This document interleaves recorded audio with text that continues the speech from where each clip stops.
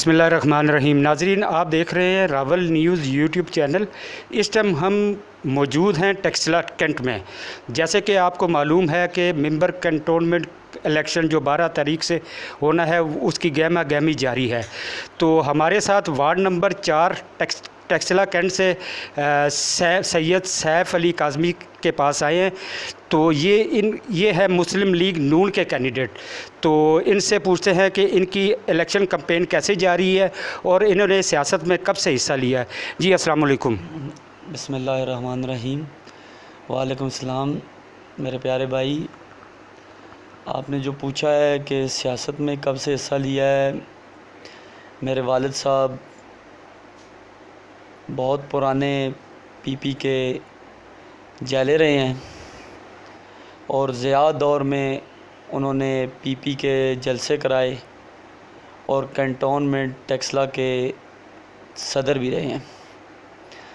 तो ये तो समझो हमारी विरासत में आ गई है सियासत। तो जब पीपी के आला क़यादत ने अपने वर्कर्स को अहमियत देनी छोड़ दी तो मेरे वालिद साहब ने पीपी से किनारा कशी कर ली और अब जो है मैंने मुस्लिम लीग नून ज्वाइन की। इससे पहले मैं पीटीआई में रहा, पीटीआई में वर्कर की हैसियत से काम किया। इमरान खान का वीएन सुन के जो वो कंटेनर पे बात करते थे कि बिल ज़्यादा आ जाएं तो बिल फाड़ दो, जमा ना करवाओ। अगर बिजली महंगी हो, आटा महंगा हो, पेट्रोल महंगा हो तो हुक्मरान चोर हैं। हमने ये उनकी सोच को देख के, उनकी बातें सुन के हम पीटीआई के साथ हुए। लेकिन जब इमरान खान की हुकूमत आई तो देखा कि आज आटा इतना महंगा हो गया है, बिजली इतनी महंगी हो गई है, पेट्रोल 65 से 120 पे पहुंच गया है, गरीब आवाम का जीना माल हो गया है। इस वजह से मैंने पीटीआई को छोड़ के नून लीग में शमूलियत इख्तियार की। मैंने देखा कि वज़ीर आज़म नवाज़ शरीफ के दौर में, नून लीग के दौर में गरीब आवाम खुशहाल थी, आटा सस्ता था, बिजली सस्ती थी, पेट्रोल सस्ता था। नवाज़ शरीफ के दौर में मैंने देखा कि मोटरवेज़ बनी, नवाज़ शरीफ के दौर में मेट्रो बस बनी, नवाज़ शरीफ के दौर में ऑरेंज ट्रेन चली, नवाज़ शरीफ के दौर में दहशतगर्दी का ख़ात्मा हुआ, ऑपरेशन ज़रब-ए-आज़म चला। ऑपरेशन ज़रब-ए-आज़म और रद्दल फसाद दोनों ऑपरेशन कामयाब हुए, दहशतगर्दी का ख़ात्मा हुआ।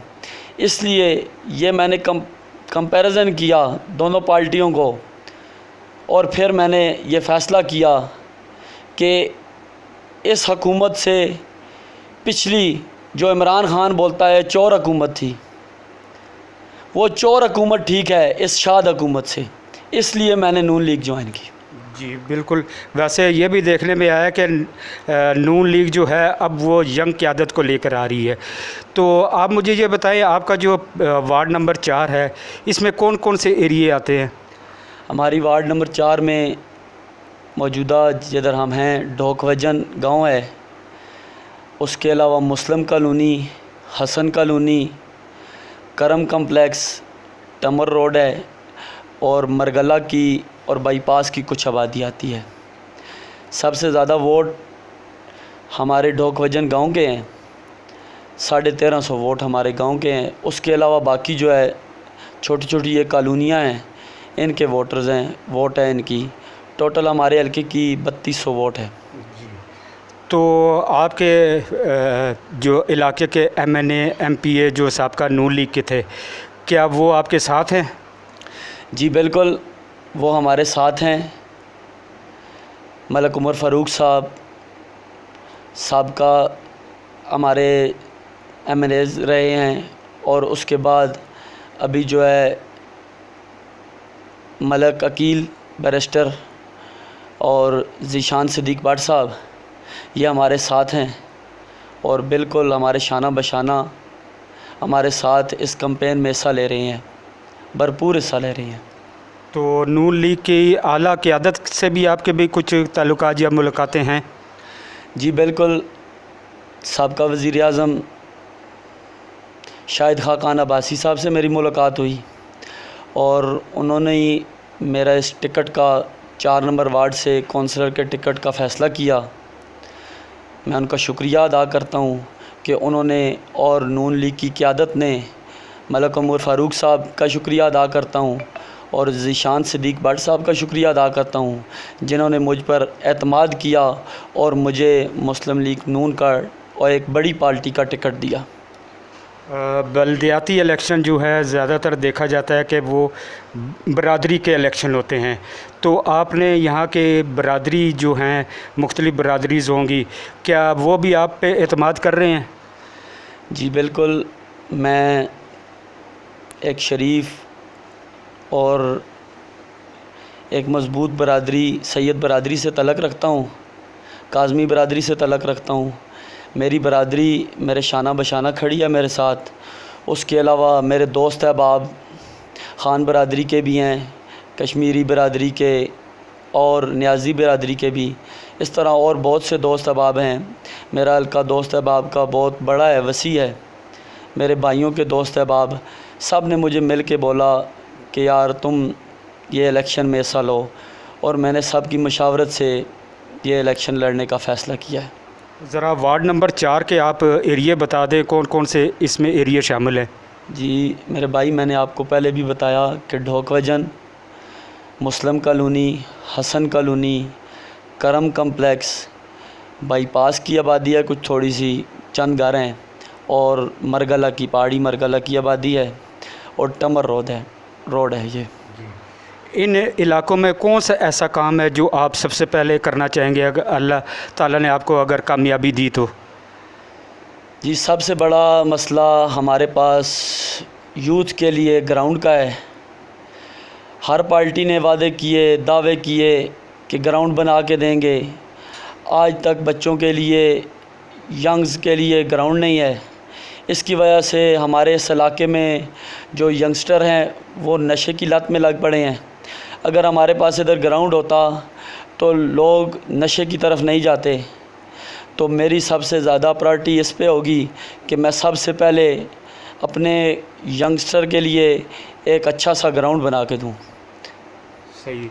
इसके अलावा जो और ज़रूरियात ज़िंदगी होती है, पानी का कोई मसला या गली जो टूट फूट का शिकार, ये भी आपने कोई चेक किया है कि आपके इलाके में इस किस्म के है कोई मसाइल? जी ये मसाइल भी हैं हमारे इलाके के। मुस्लिम कॉलोनी का मसला है, ये बैंस कॉलोनी, इधर जो है मेन उनकी जो गली है वो रेलवे लाइन के साथ आती है, तो वो गली कच्ची है, वो टूट फूट का शिकार है। उधर बिल्कुल वो गली इतनी कच्ची है कि बारिश में उधर चलना महाल हो जाता है। सबसे पहले अगर मैं जीत गया तो सबसे पहले मैं मुस्लिम कॉलोनी का ये काम करूँगा। मुस्लिम कॉलोनी की जो बैंस कॉलोनी है उसमें सबसे पहले रोड बनवाऊँगा।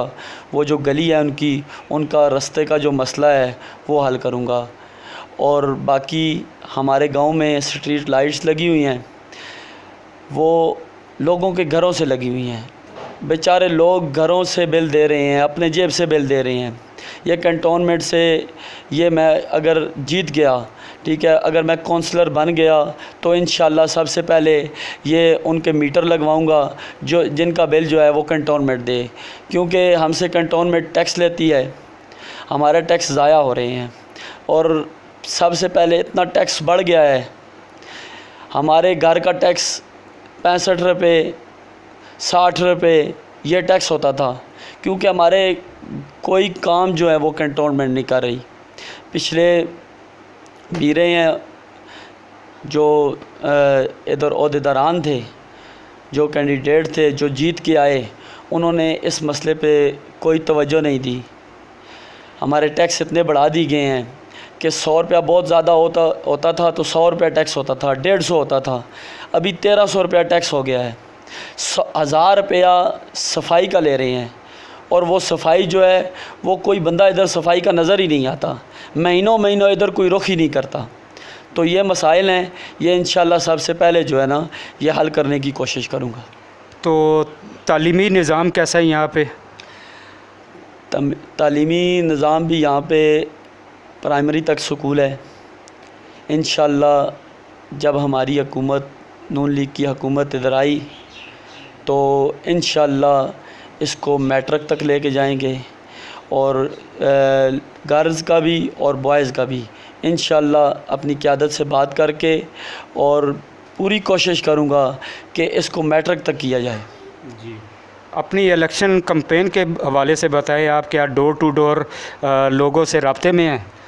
जी बिल्कुल, मैं राब्ते में हूँ, लेकिन उस तरह से राब्ते में नहीं हूँ क्योंकि ये मुहर्रम अल हराम है, मजहबी महीना है और बहुत ही एहतराम वाला महीना है।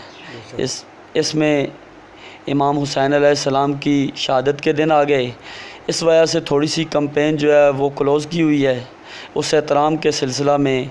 और जिधर भी हम कैंपेन कर रहे हैं, हमने और हमारी क़यादत ने ये फ़ैसला किया है कि मुहर्रम का एहतराम किया जाएगा, और कोई जलसे जुलूसों में कोई मिली नगमे, कोई तराने नहीं बजाए जाएंगे, क्योंकि हमने मुहर्रम का एहतराम करना है। नवासा रसूल की शहादत है और बहुत बड़ी शहादत है, इसका हमने एहतराम करना है। जी बेशक जी, ये तो हर मुसलमान अफराद पे ये लाजिम है। तो अल्लाह ने अगर आपको कामयाबी दी तो आप अपने वोटरों को क्या मैसेज देना चाहते हैं कि भाई आप उनके मयार पे उतरेंगे, और इलेक्शन कैंपेन के हवाले से आप उनसे क्या रिक्वेस्ट करते हैं?